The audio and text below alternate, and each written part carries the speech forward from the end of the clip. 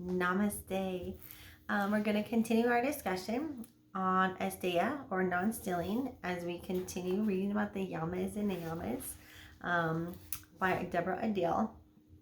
So in this section, the author is talking about how we steal from the earth. And this is probably one of my favorite sections. If you like this, you should check out Breeding Sweetgrass. Amazing book. It's another one of my favorites. But one of my favorite parts in this section is where she says, non-stealing implies more than not taking what isn't ours. It is an inherent understanding that from the moment we are born, we are in debt to this gift called life. Imagine what would happen if each time we took something, we gave something back. Right? And in Breeding Sweetgrass, the author talks about how, like, the indigenous peoples of North America, it was really common for many tribes to leave tobacco and have some sort of offering. Like, when you took a plant, first, there's a whole lot. Like, you don't just take the last. You don't take more than you need, and then it will grow back. And you leave something. There's always a reciprocity. You don't just take. And like, even in their language, I forget what tribe it was, but in our language, it's like an object. Like, there's a tree, whereas in their language, it was like the tree in like a state of being, and it even changes how you perceive the object. Anyways, beautiful book. Check out Breeding Sweetgrass. It's really cool. And like this author, she talks about how like it's in our language, to own something, she writes, then becomes a form of stealing. We use the term I, mine, my with almost everything. My house, my car, my clothes, my kids. We even say, I had a flat tire.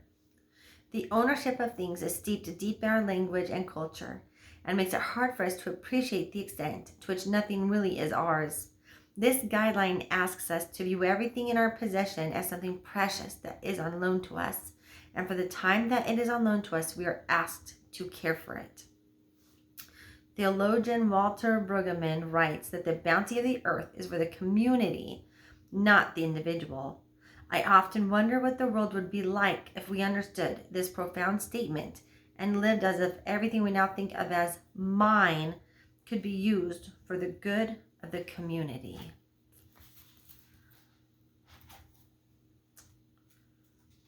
For real. But yeah, and so for the questions for exploration, dun dun dun. Okay. This week, or day, month, whatever, for this time, notice where you are stealing from the earth and stealing from the future. Where are you taking without returning something of at least equal value? This week, live in reciprocity with the earth and awareness of the future. That's a good one. And like I said, you can even, yeah. I know a lot of times you think of like stealing from the earth as like, harvesting, like if you're harvesting herbs and you take herbs without leaving something. I mean, and you can be like, well, I don't forage, so I don't need to worry. But when we consume something and we're taking it for granted and we're not being mindful of what we ate and we're not being mindful that that plant was living and it's no more important than an animal. They're both of value. They both feel pain. Everything on earth wants to live. Every cell, everything that contains cells strives to live. That plant that was pulled from the ground wanted to keep living. That's why plants adapt to different environments and climates and whatever. They want to live too. So when you consume something, even if it was a plant, and you're not being mindful and you're just trying to hurry it, and I get it. People are busy. I work full time. I have 4 kids. Trust me, I get it. I also like run my own business on the side, like very busy. And I'm guilty of this a lot, of just consuming because I'm in a hurry and just trying to like put something in my mouth and not really showing respect. That's a form of stealing, which we all do every day. And it's good to just work on trying to be better. Like, am I going to remember every meal that I have to sit and in gratitude? No, I eat lunch with like 17 preschoolers and I can't tell my class, I'm sorry, I'm just going to take them. No, they need my help. Someone needs something opened. Someone's about to spill something. I'll have a student, maybe they're escalated and and I have to go help them every mealtime. I mean, come on, 17 preschoolers. There's usually one kid. I can't.